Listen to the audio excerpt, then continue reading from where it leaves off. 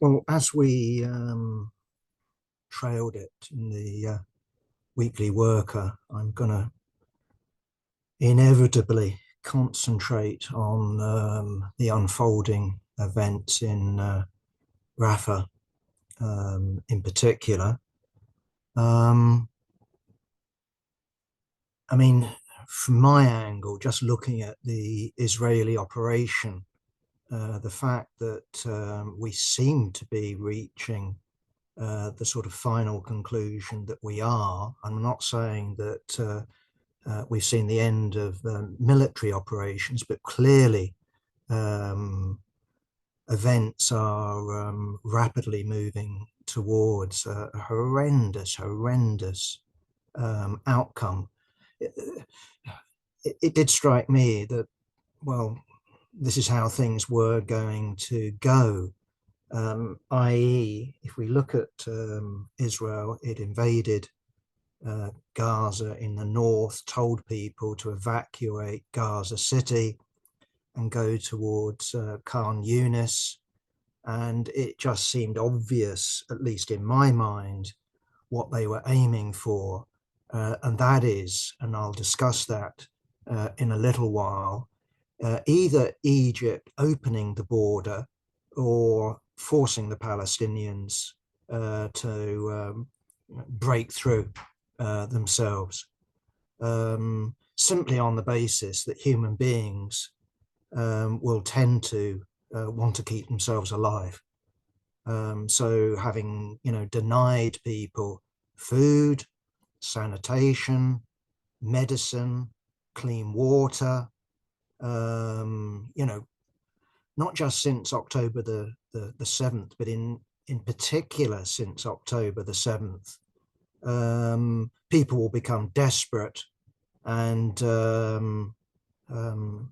here we are. So I'll discuss, possible outcomes, but it does seem disastrous. Okay, just a few points. According to the figures that I've read, in terms of Rafah, which is on the border between Gaza and the Sinai, i.e. Gaza and Egypt, there are now 1.4 million people packed in.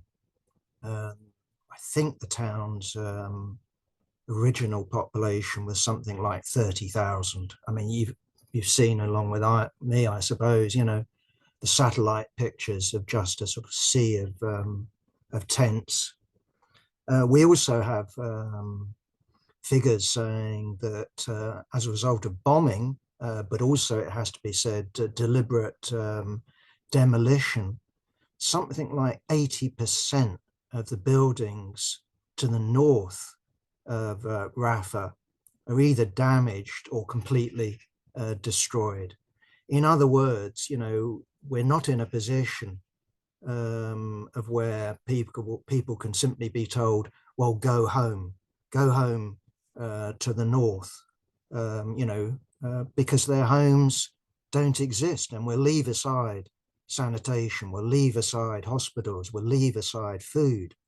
So that's the situation that we find ourselves in. So not surprisingly, the United Nations has been talking about a disaster, a bloodbath, after all, because what Netanyahu, I think, announced last week, but it now seems to be giving the go-ahead, is the final assault. And usually that follows a pattern of, first of all, airstrikes, artillery, missiles, and then you send the tanks and the infantry in. Well, we're not dealing with, a conventional battle with, on the one side, there's Hamas, neatly lined up, ready to get massacred, and the Israeli defense forces. What we're dealing with is Hamas, of course, understandably, will immerse itself in the Palestinian masses. This isn't an organization that's separate from the masses. hasn't got the same ideology of Mao's People's Liberation Army, but famously he talked, about guerrillas swimming like fish in a sea. And that's a situation with Hamas. So they're not easily picked out. You can't just say we drop a bomb and we only get Hamas. Quite the opposite. And that's what the UN is warning about, that if you drop a bomb, given how tightly packed people are, given that Hamas fighters will be amongst this 1.4 million, the death toll, just in from military attacks, looks like it will be horrendous. And my understanding is from reading last night that the total death toll now, this is recorded deaths, have exceeded now 28,000. And of course, that doesn't include dead bodies under concrete and all the rest of it. I've mentioned food. The sickening thing about food, of course, is that there is food there. I'm not talking about in Gaza, but we're talking about near Gaza. So just to the north of Gaza, there's food that's been delivered by Turkey that's sufficient to feed 1.1 million people. And what we've seen is week after week after week, Israel blocking the delivery of this food. And of course, I don't know if you've, listened to radio or TV broadcasts when you get, a slightly ignorant reporter sitting there in London or wherever it happens to be and talking about, well, it's warm over there in Gaza. Well, it ain't. It's winter in Gaza, just like it's winter here. And of course, what happens in that part of the world is winter coincides with rain.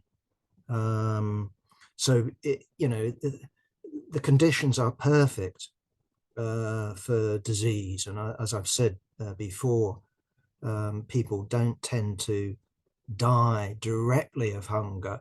They tend to get more hungry and more hungry and more hungry and go down with disease because of the conditions that they're in. They're tightly packed, there's no sanitation. But talking about food, there's food there that's not only being blocked, but we also have Israeli protesters, on border posts demanding that food isn't sent in, blocking food supplies, the little food supplies that are coming via Israel. So people, not surprisingly, resorting to eating grass just to fill their bellies and grinding up animal feed. So in other words, rather than, letting your kids scream out from hunger, you feed them anything that you happen to have available. And that's an indication of where we stand at the present time.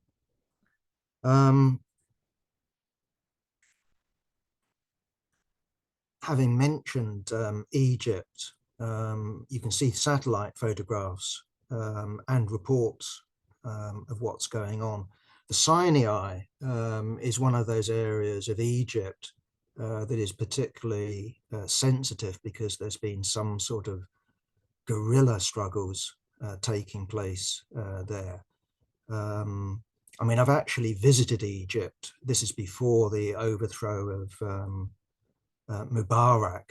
And when I visited, tourists had been a target, and it was a crazy society.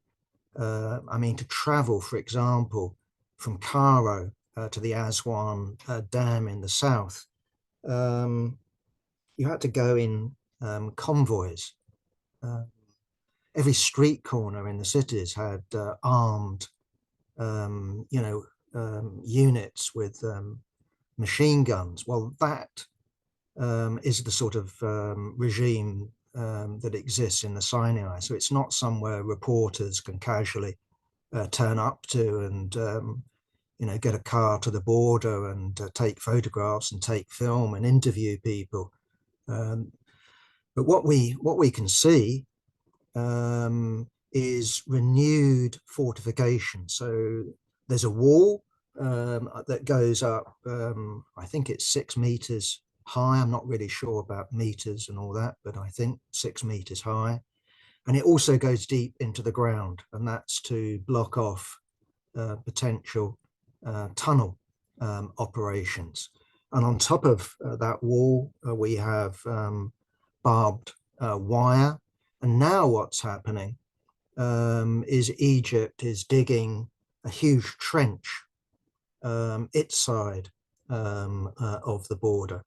And indeed, it's interesting to note that Israel, Netanyahu, is talking about the possibility of Israel itself inserting itself along the border between Egypt and Gaza, and establishing an occupied zone there.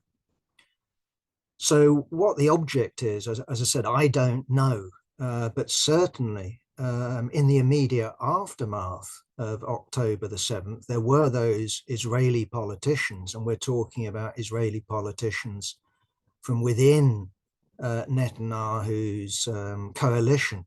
So it's Likud and parties to the right of Likud, and various ministers, not just MPs, Knesset members, who were talking about expelling either all the Gazan population over the border, or at least a substantial chunk of the population over the border.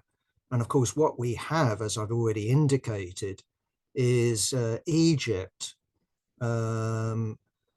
building in a way that prevents that. And of course, Sisi, the former army top, now elected, I say that in inverted commas, not a free election by any chalk, he's saying we will not let in the Palestinians. They've taken in several thousand people who've been injured and put them into Egyptian hospitals, but they're insisting that if Israel, for example, used its undoubted military superiority to break through this Egyptian wall and simply push his people, or maybe people, combined being pushed and running over the border, not only do we have the possibility of Egyptian forces firing, and indeed Egyptian forces are under instruction that if they see anybody moving in no man's land between the Gazan border and Egyptian, how should I put it, positions, their people are under instructions to shoot. And what we have at the moment is not only, undergoing work of a huge, huge trench. I don't know how deep it is. All I know is from the satellite pictures how long it is and how wide it is. But we also have 40 Egyptian tanks sent to the border between Gaza and the Sinai. So Israel could breach that wall. I don't know, how stiff Egyptian opposition would be, but if Israel decided to do that, it could do that. But Egypt is threatening that if that happens, it's not only a question that people might be met with tank shells and bullets, but Egypt would rescind its treaty with Israel, its peace treaty with Israel. I think the peace treaty, yeah, there you are. It was the 1979 peace treaty between Israel and Egypt. That doesn't mean that there would be war, but I think it would mean that neither would there be peace. it's one of those sort of type situations. And of course, this would be much to the displeasure of the Americans, who of course brokered this treaty. And of course, it would mean, a diplomatic disaster as far as the US hegemon is concerned. And of course, we then have the unanswered question of what else happens in Egypt, because it should be stressed that what we're dealing with here is something that isn't the equivalent of what's going on, for example, over the English Channel, let alone the US-Mexico border. That if we look at the Egyptian masses, they are going to be, in complete solidarity and complete sympathy with the Palestinians. So these aren't people, who will be viewed on the streets of Cairo or Alexandria as outsiders, of people who ought to be kept out. And indeed, if you look at Egypt, it's had a history of taking in refugees from Sudan. It had a civil war that's been on and off. It's taken people in from Yemen. But from Sisi's point of view, what he's saying is that, first of all, he doesn't want to ruin the chances of Palestinian statehood, because obviously if Gaza is evacuated and people are dumped in the Sinai, that means part of the historic mandate Palestine has been cleared of Palestinians, much in the way that what is now officially Israel was cleared, with 1948. But also Sisi is worried about introducing instability, because the idea that that Israel dumps 2.4 or whatever the particular figure happens to be million people in the Sinai, okay, then the UN would be supplying tents and food and water and doctors. But also what would happen is resistance would continue. The idea that people stop resisting isn't true, and every general, every politician knows it. So Egypt actually, of course, fears that instead of resistance happening from Gaza, it would happen from the Sinai, and Israel would respond in the same way that it's done to resistance from Gaza, except it would be bombing targets in Sinai. So what does Egypt do under those circumstances? Simply let its territory be hit by missiles and aircraft. And also the key thing to me is to understand the politics. As I said, if you take Sisi, he won the last election. Well, no surprise sort of type idea. It was fixed.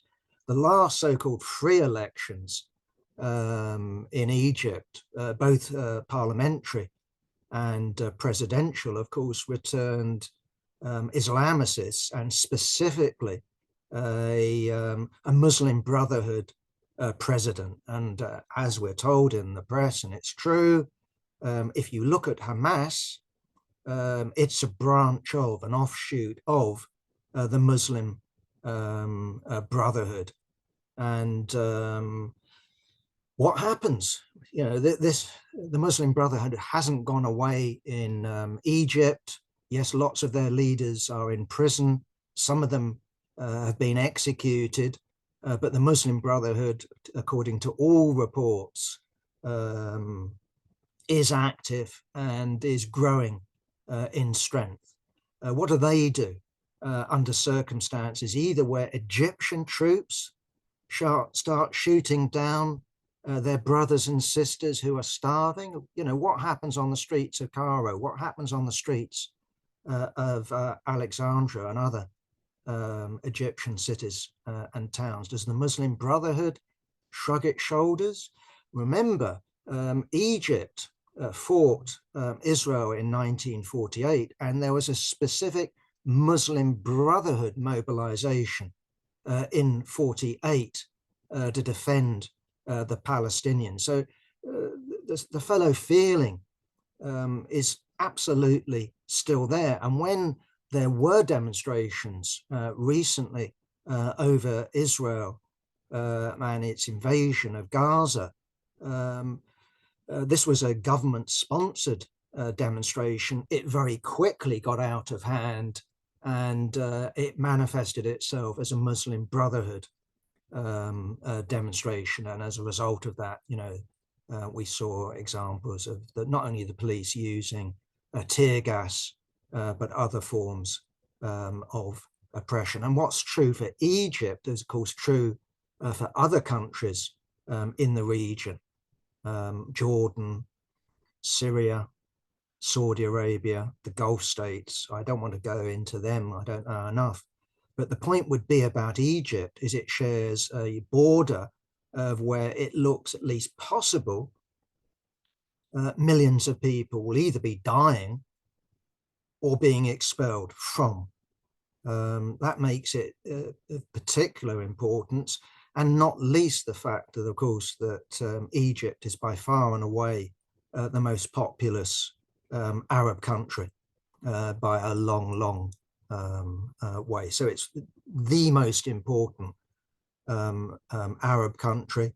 And I think I would be right to say that in terms of American subsidies, it's one of the most subsidized countries, in terms of American foreign policy, a long way behind Israel.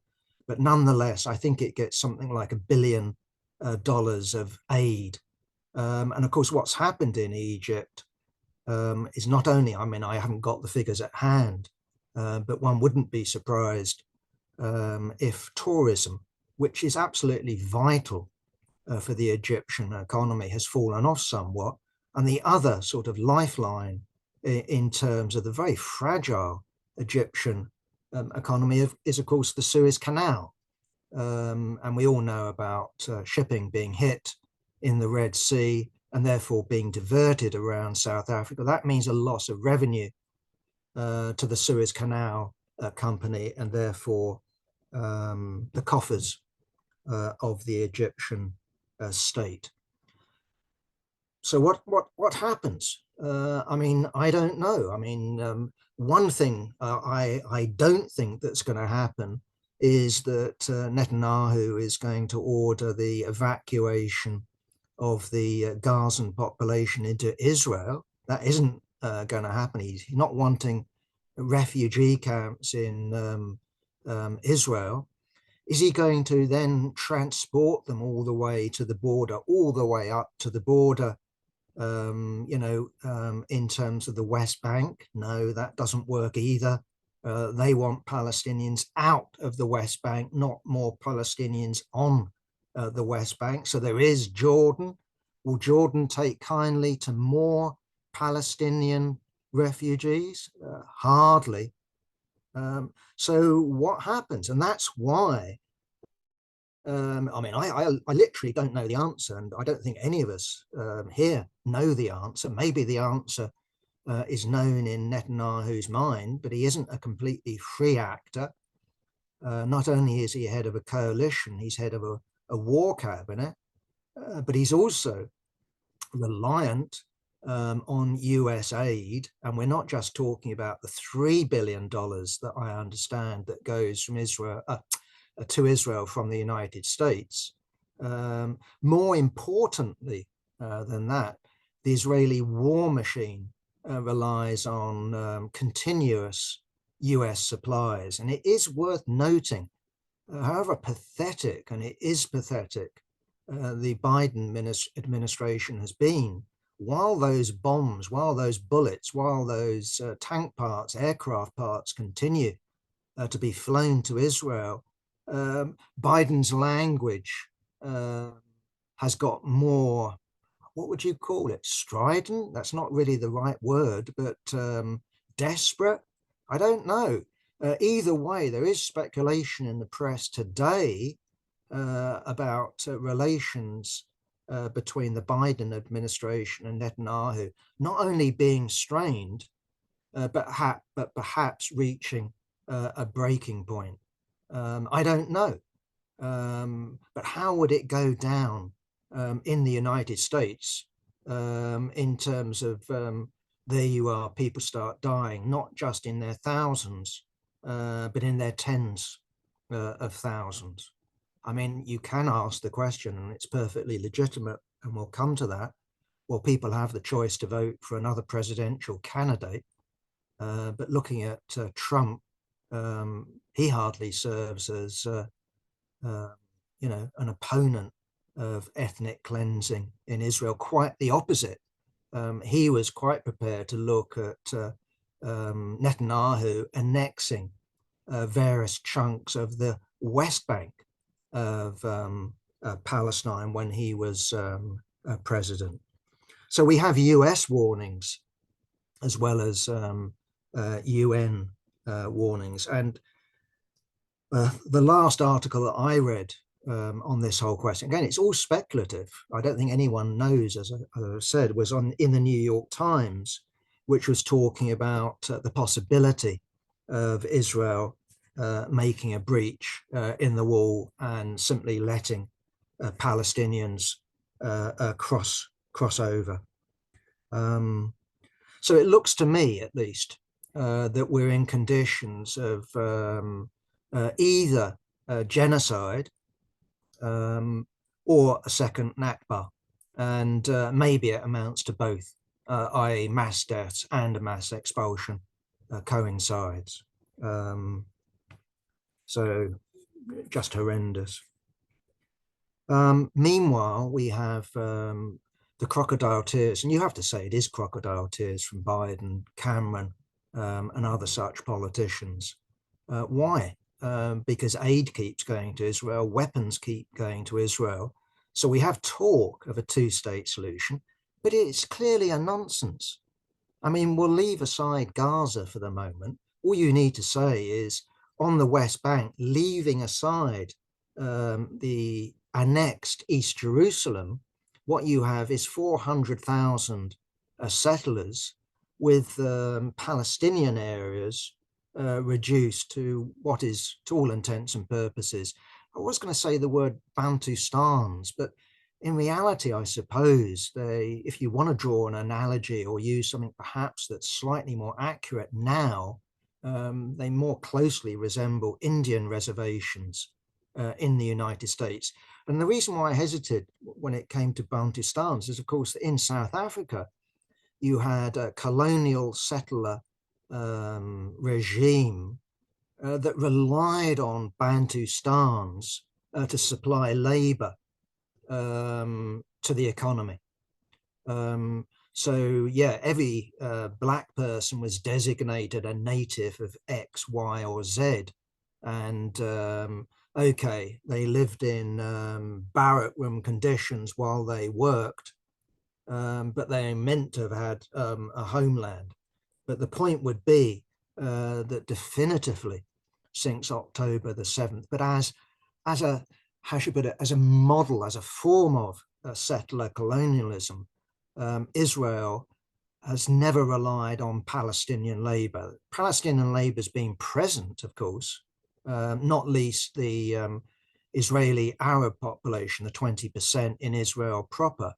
But it precisely was designed by the Zionists, by Herzl and others, to exclude the Arabs. And that's been the model. And so therefore, that's why I would choose, if I wanted to use an analogy, and again, everything specific, everything has to be analyzed concretely. But if I wanted to use an analogy, a reservation is closer to the mark. Okay, very quickly, what's the solution? Well, you get those comrades on the left who say a one-state solution. And my reply to that, well, is how? At the moment, both in Gaza and on the West Bank and in Israel proper, clearly the Palestinians are in no position whatsoever to impose their will. And then you get the comrades, and quite rightly, I think, by the way, that what is needed, as I've indicated, is action elsewhere in the region. So in Jordan, in Lebanon, in Syria, Saudi Arabia, crucially, in Egypt. And the problem I have with that is quite straightforward, is while there was a bourgeois or a capitalist solution, and we can criticize it in South Africa, there you are, with the help of the Soviet Union, the frontline states, Cuba, but crucially, through the efforts of the black masses themselves, you could get rid of apartheid. Okay, it didn't go through revolution, it wasn't overthrown, it was negotiated, but we don't have apartheid today. Okay, we have more inequality today, but we don't have apartheid. If you have action in the region of a similar sort to South Africa, and again, the analogy doesn't really work. The Soviet Union's no longer there. The frontline states aren't the same. And I know, of course, with apartheid, it was America and the West eventually what did it. Either way, the point would be that if you look at the Israeli masses, and I'm talking about the working class, will they look kindly on a situation of where the poles of oppression are reversed? They can be promised equal rights, but you do note with the PLO and with al-Fatah and with the comrades on the left, what they promise the Israelis, the Israeli Jews, the Hebrew nation, call it whatever you will, is not equal national rights. In the formulation, what they offer is equal religious rights. So Christians, Jews, Muslims all have equal rights. So they can go and pray, they can be married how they choose, but they don't have national rights, because national rights would include something, not only on the level of some sort of autonomy, but at least in the classic Marxist tradition, the possibility of separation up to and including the right to separate. How you draw the borders, that's a different question, but borders could be drawn. And the problem is, if you don't have that, are the Israeli masses, is the Israeli working class going to resist? Is it going to welcome such a conclusion? No, it's going to resist, and it's not going to welcome such a conclusion. And that's why, in terms of what needs to be raised now, not as an immediate demand, but certainly as a propaganda demand, is the question of socialism. It needs to be something where the Israeli working class gains as opposed to loses.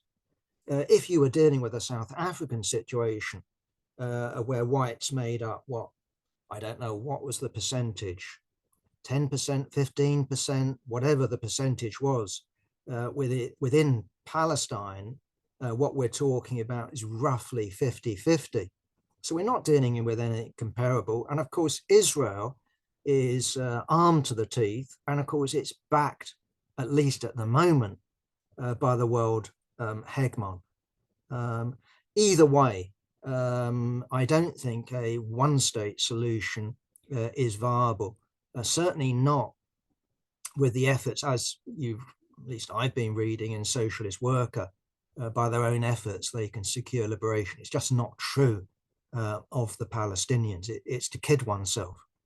Okay, then you get the comrades who put forward the two-state solution, which is what Cameron is going on about, what Joe Biden is going on about. Well, in my view, Biden, Cameron, and their predecessors are going on about a two-state solution in a completely cynical fashion. They know it's not going to happen. And all they're demanding from Netanyahu is he pays lip service to it, because that's all the Israeli prime ministers and Israeli coalitions have done over the years. Meanwhile, they planted governments of all colors, all stripes. They planted colonists on the West Bank. They did plant colonists in Gaza, but thought it was a little bit crazy. given the numbers involved, and abandoned that. But as I say, there are 400,000 facts on the ground in the West Bank, excluding East Jerusalem. It will not happen. What's different, as I said, about Netanyahu is he makes no pretense about it, much to the annoyance of Cameron and much to the annoyance of Biden and others in his administration. Okay, let's move on. This is back to Britain, but it's related, and that's the victory of Dr. David Miller in a employment tribunal. I think everyone here will know what was involved in the case. David Miller was sacked by Bristol University. This is after he was found innocent of breaking his terms of employment with the university, but after I think it was the campaign against anti-Semitism, but a whole campaign that was conducted by the establishment, part of the which hunt in and beyond the Labour Party around the Corbyn leadership. He was one of the victims of that, after the inevitable complaints of Zionist, and it needs to be said, Zionist students, not Jewish students, Zionist students who found his views objectionable. Well, I'm sorry. My own take on this is, being an advocate of free speech, if I was at university, which is meant to have a robust culture of intellectual inquiry and debate, and I sat there in a history seminar, I would expect almost certainly to find the lecturer, with very few exceptions, putting forward something that I not only found that I disagreed with, but actually I would find it objectionable.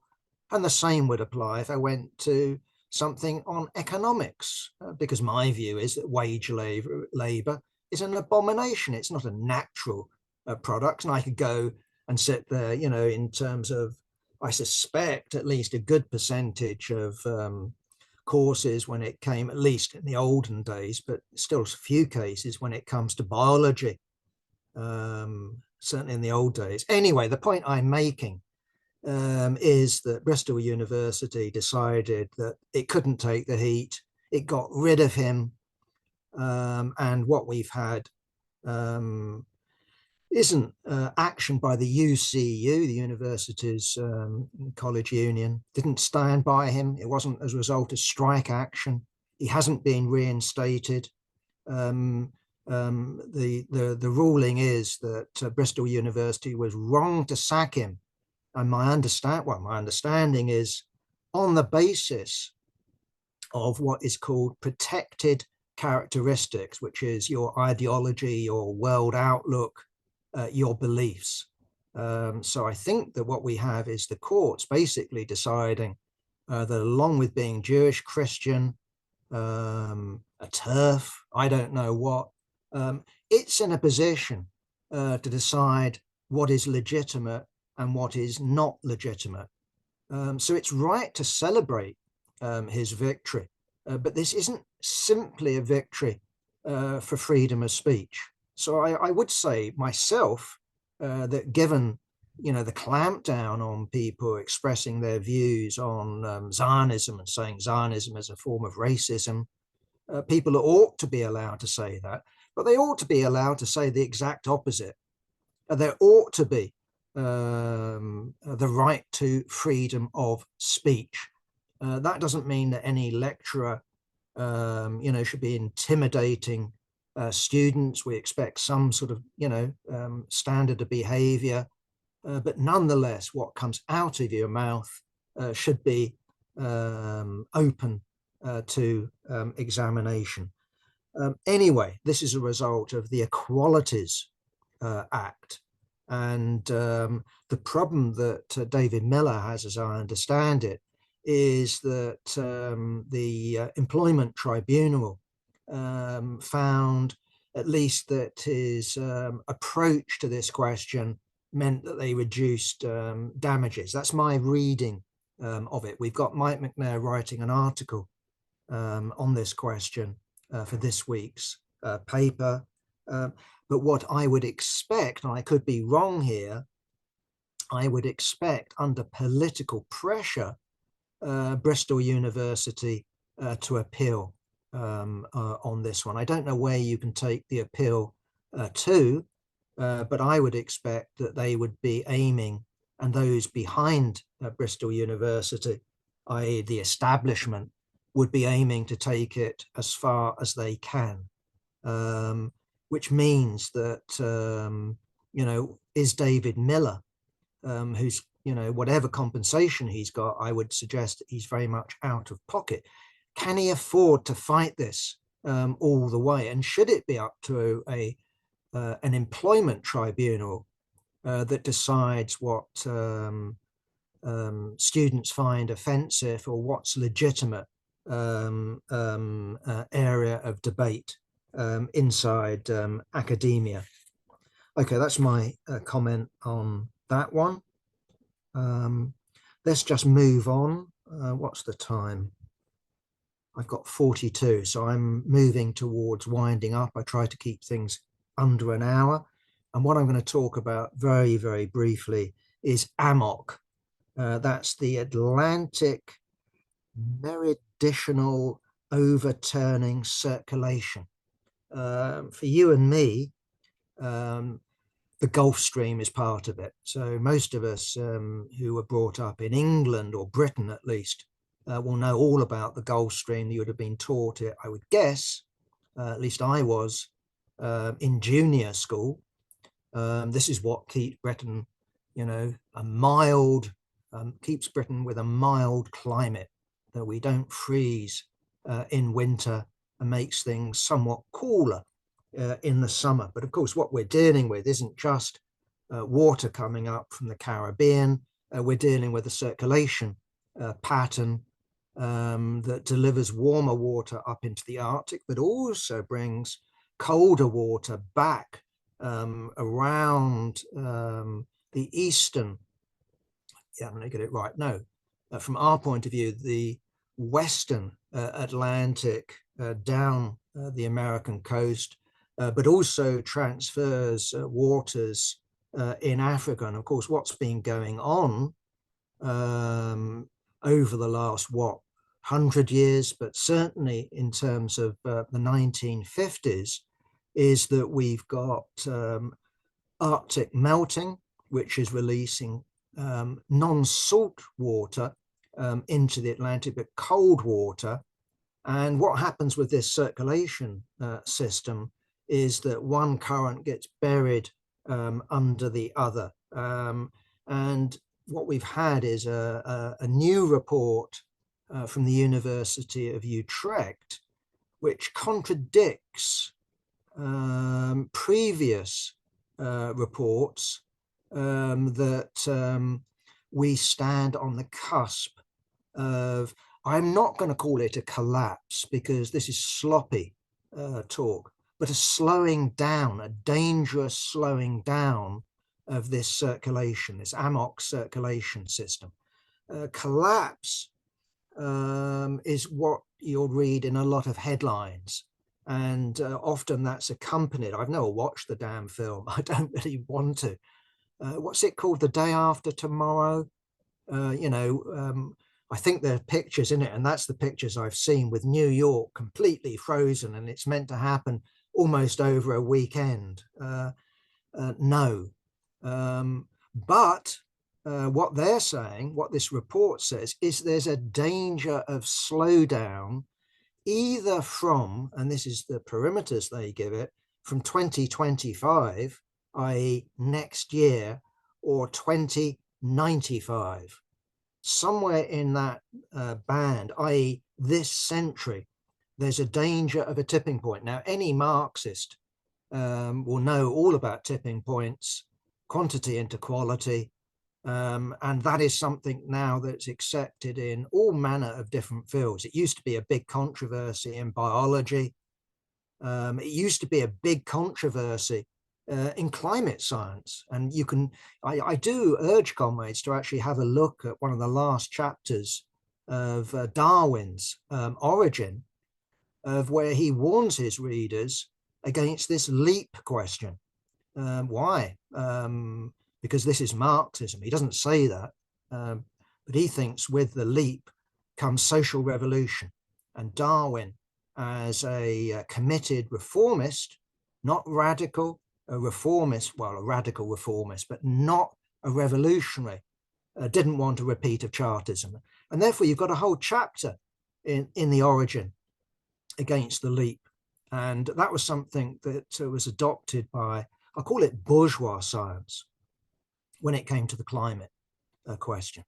But it's something that's been overthrown. So increasingly, scientists have come around to the view that the climate does develop qualitatively.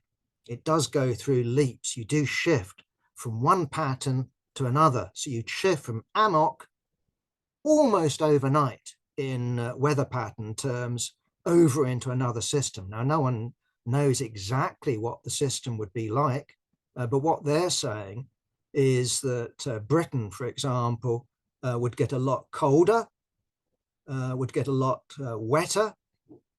So you've had people saying, hey, in the midst of global warming, you'd actually get Britain getting colder, and that would apply to West. Well, that's right. Yes, it would.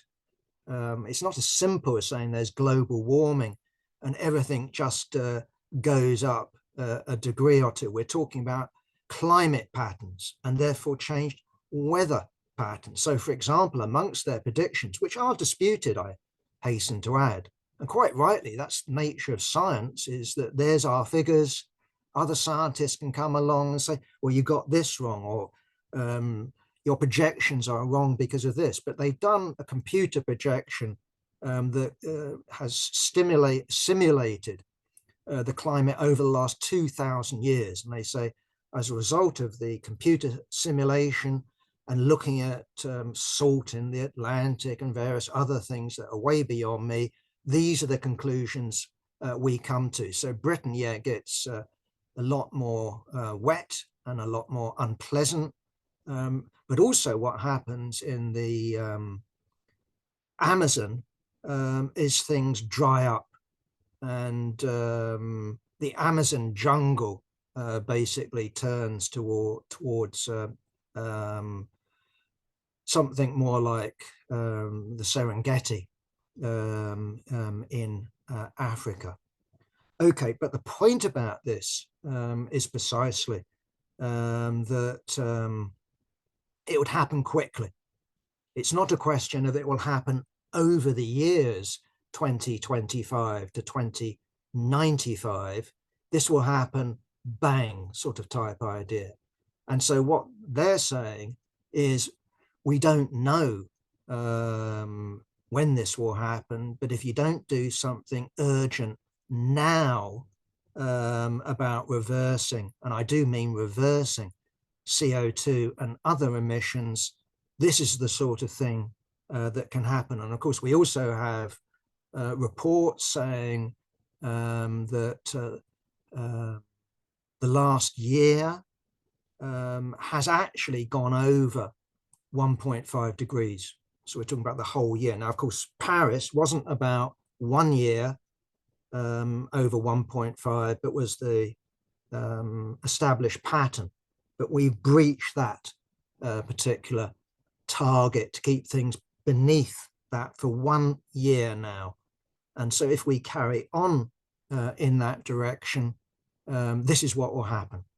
And it's a chilling prospect, because we're talking about not just the Amazon, we're talking about existing agricultural patterns, existing habitat patterns. And of course, we're also talking about a situation of where cities,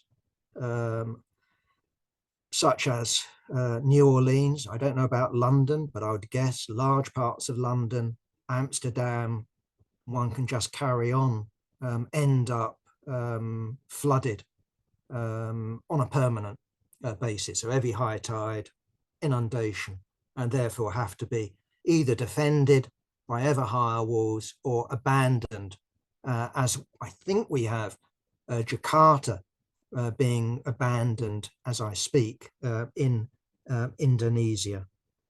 Okay, so that's that one. Solution. I think the solution has to lie outside capitalism. I choose my words carefully, simply on the basis of, I think, because the ruling class know this, or at least sections of the ruling class know, as much as I do, or more, on climate change. Something has to be done.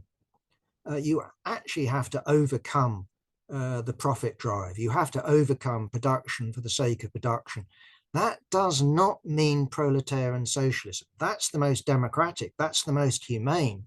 That's the logical thing to do. But the working class at the present time is hardly organized, on an international basis, and hasn't readied itself to become the ruling class.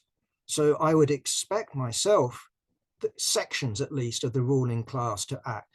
Maybe the army, maybe the secret state, I don't know, but some sort of ruling class action I would expect, but far from it being democratic, far from it involving some sort of humane outcome. I would expect the opposite. I would expect a horrendous outcome.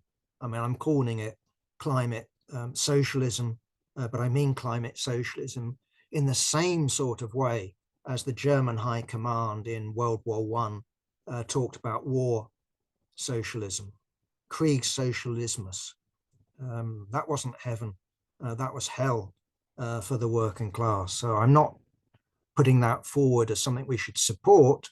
I think it's something we should be aware of and careful of, because precisely the danger of protest politics is it would be very easily recruited to such a project. It would be very easy to recruit celebrities, the rich, the powerful, to such a regime. Sections of the capitalist class, of course, would resist, but other sections could be recruited to such a project, because either it's a climate breakdown or climate socialism, or from our point of view, proletarian socialism. That's the solution we want. And just in that context, I've talked about the far-sighted nature of some sections of the ruling class. Well, I have to admit that I'm pretty on thin ice when it comes to that, not least when we look at, leave aside Rishi Sunak and the drive to extract the maximum amount of North Sea oil and North Sea gas. Look at the Labour Party abandoning its pathetic 25 billion so-called green package. Why pathetic? Precisely because it goes along with the idea that you can be green and pro business. You can be green and pro-profit. And within the green economy, there's lots of money to be made. True, but anyway, they've abandoned it. And while they say they're still committed to the same aim and aspiration, you shouldn't believe it. And indeed, everything at the moment looks like the world will break through 1.5 on a permanent basis and beyond. And where we end up, I don't know. But the precise point is that the global climate is like the proverbial oil tanker. It takes a long time to turn around. The ice, for example, in the Arctic and Antarctic will continue to melt, even if they had no net CO2 emissions. It would continue to melt for at least the next 100 years, which will then add to the momentum of increased climate temperatures on average. Okay, Moving on, I thought it was just worthwhile in the last few minutes to comment. I did watch it. I watched the first time I've ever seen a Tucker Carlson interview. It's not my sort of TV. He used to be, of course, the anchorman on Fox News, pro-Trump, and all the rest of it. But yeah, there he was interviewing for 2 hours, 5 minutes, 41 seconds, Vladimir Putin in the Kremlin. I have to say, while I admired the time, I did find it very boring. And it was obvious that Tucker Carlson felt intimidated by Putin. And Putin grabbed the interview and said, is this an interview or is it a serious discussion? Within the first few seconds, Tucker replied, it's a serious discussion. And Vladimir then starts off, I don't know, was it the year 600 AD? He starts off giving him a lecture and all the rest of us in medieval Russian history, the kingdom of Rus, the Northmen coming in, and basically the myth, because this is sort of myth history. It's a bit like, I can't remember their names, Hengist and Hergest, whatever it was, the first two Saxon kings of England, you know, talking about Sussex or Kent, I can't remember. Either way, this is school book stuff that kids get taught. It's not real history. So the history is that the people of Rus asked these guys to become their princes, and they said, oh, all right, we'll become princes. And they founded this kingdom, and it grew and grew. And as more and more people joined, they were so lucky being part of this emerging kingdom of Kiev, and then the kingdom of Moscow, and then the Muscovite kingdom grew and grew and adopted Christian. Anyway, you get the idea. And he went on and on and on. And basically, this is part of, I've read it, the Putin essay that he produced after the February the 22nd so-called special military operation, basically arguing that Ukraine wasn't a legitimate state, that it was established when it was, in terms of its origins, it was part of the Rus people. Those big chunks of it were given away, I don't know why, by Lenin and the Bolsheviks to the new Soviet Republic of Ukraine. Khrushchev then gave the Crimea. What's Crimea got to do with Ukraine? Quite rightly, very little, except in terms of it's at the bottom of it. But anyway, the point would be, from our point of view, whatever the ins and outs of the borders of Ukraine, the point that would matter to us is what people think. And that is the most important thing. So history matters, but we don't have a view of what is a legitimate nation and what's an illegitimate nation. If people think themselves that they're part of a nation, we need to take account of that. And of course, that applies within Ukraine as well. The Russians in Ukraine, if they feel Russian, that ought to be taken into account. So, of course, what we have is a West, what we have is a Zelensky government that says, no, they're just Ukrainians. Well, they aren't. Either way, what we had is a very long, not discussion, lecture, I would say, with a few questions by Tucker thrown in. He tried to get his moment of glory, taking back this American journalist that's in prison in Russia at the moment, charged with spying. Putin said, I'll exchange him for somebody who's in prison at the moment in Germany, but he didn't get his moment of flying on the jet back home to glory. Notably, in my view, all the Fed questions from Tucker Carlson trying to get Putin to back Trump were all rejected. Basically, Putin said, look, it doesn't really matter who's president of the United States, which interested me. What matters is what the elite in the United States think. So it doesn't matter whether that was the implication I drew from it. It doesn't matter whether you've got Putin or Trump, you've got the same American foreign policy. That was his argument, not my argument. So I found that interesting. But yeah, 2 hours, 5 minutes, 41 seconds. We've got a valiant comrade who's going to do an article on it. All I would say is that the press commentary, the media commentary on it is just stupid. You know, crazy Putin. He didn't come over as crazy. He didn't come over, he's on his deathbed. He didn't come over that he was using a body double and all this sort of type stuff. He came over as perfectly sane, perfectly calm and perfectly calculated. That was my impression. So the response to him is just ridiculous. And also what I would say is what a contrast, however,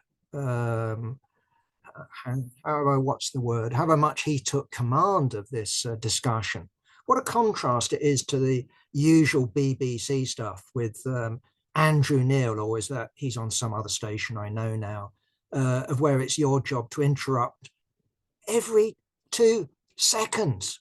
So you can't even get an answer out before someone asking another question.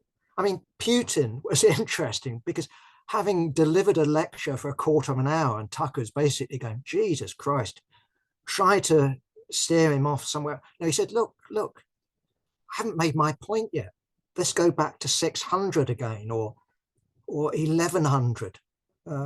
So a complete contrast to the imbecility of normal Western, the Western media, where it seems to be the job of the media to do down the bourgeois politicians, to make them know that they're vulnerable to press and media attack. We can make you and we can break you.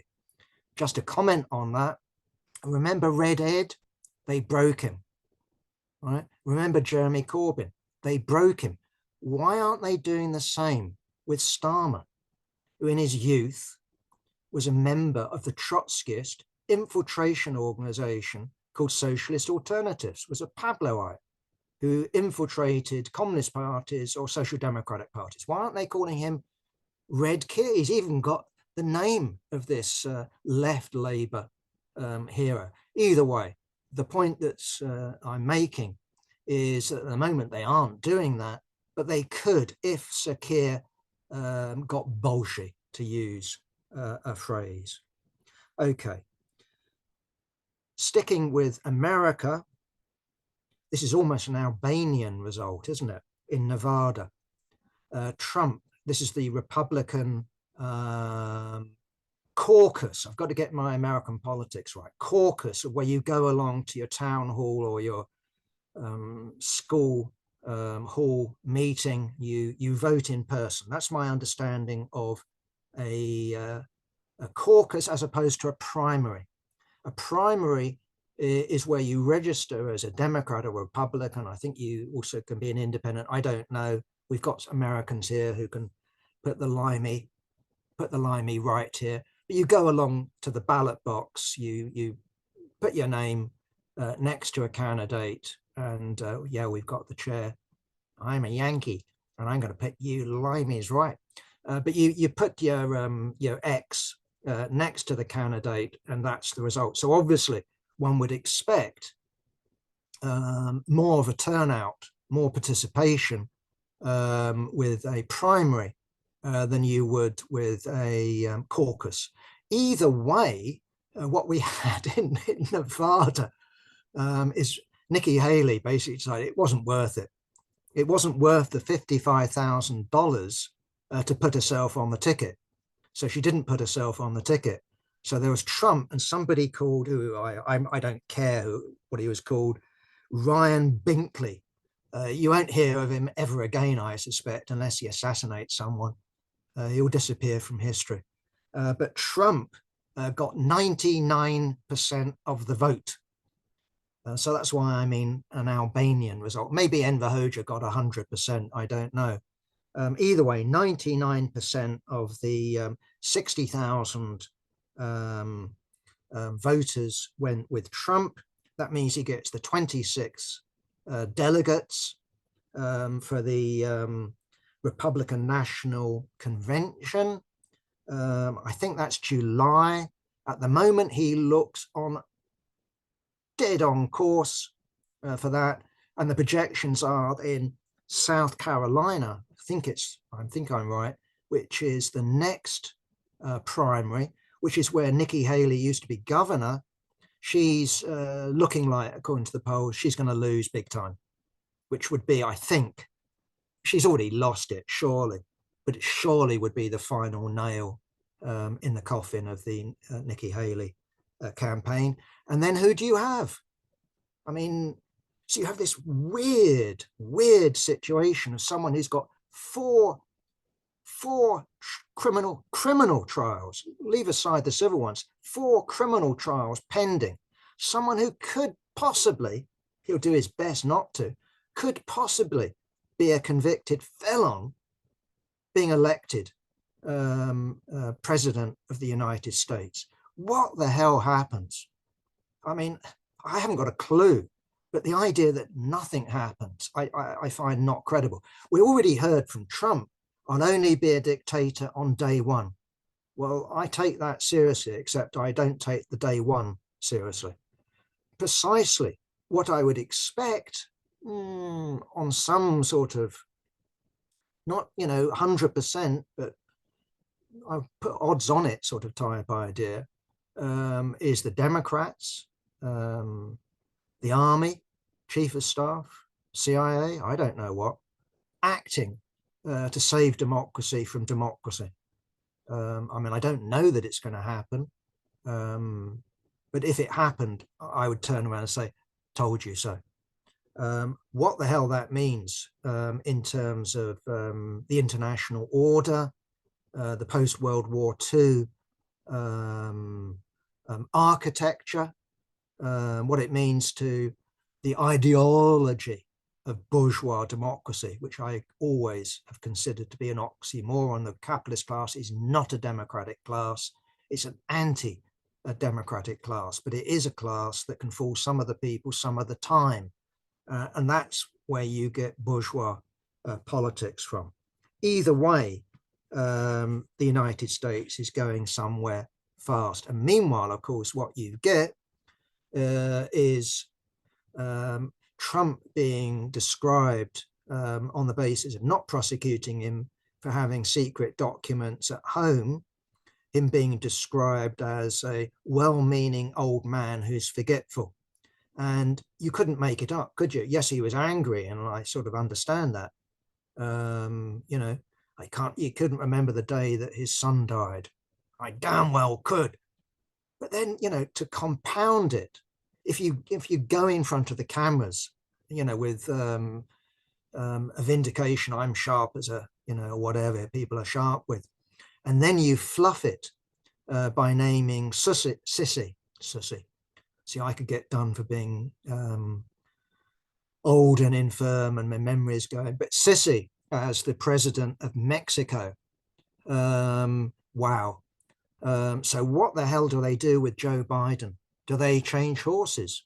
Well, if they change horses to, what's her name, Harris, the polls at least indicate not Harris winning, but Trump big time winning.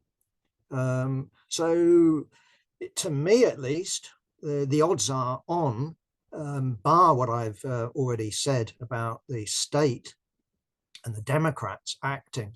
It looks like we're at least going in the direction, because what other possibilities are there of a Trump second term?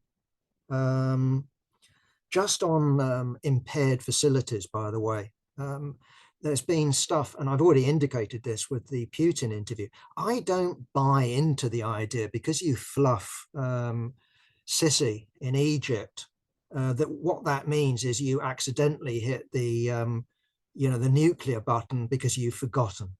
If a president was in that sort of state, they would come in and say, we're taking you aside, Mr. President. The president is a powerful position, but clearly works on the basis of being surrounded by advisors who are all powerful people, precisely as Putin was indicating. And Putin shouldn't be thought of just some crazy dictator. He represents the FSB, the state. He represents the elite. And we need to understand that. So again, if we look back at British history, I mean, you had crazy King George III, for example, the guy who was meant to have lost America. Well, he didn't lose America, did he? You know? We also have, if you want to go back into history, what's his name?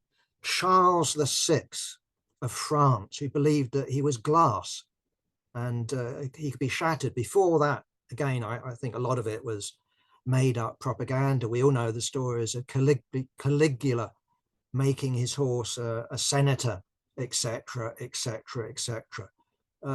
So the fact that the Biden and his advisors, or Biden, has thought it's advisable to come out fighting on the fact that he doesn't make fluffies was stupid. He really should not worry about it. Note with Trump, he makes all sorts of fluffs all the time, but simply rides roughshod over it. So the fact that Biden has made it into an issue is clearly a weak point, and it has strengthened clearly Trump's hand. Anyway, that's just a comment really on the nature of presidents and kings. They do matter, but not as much as we're often told. That's it.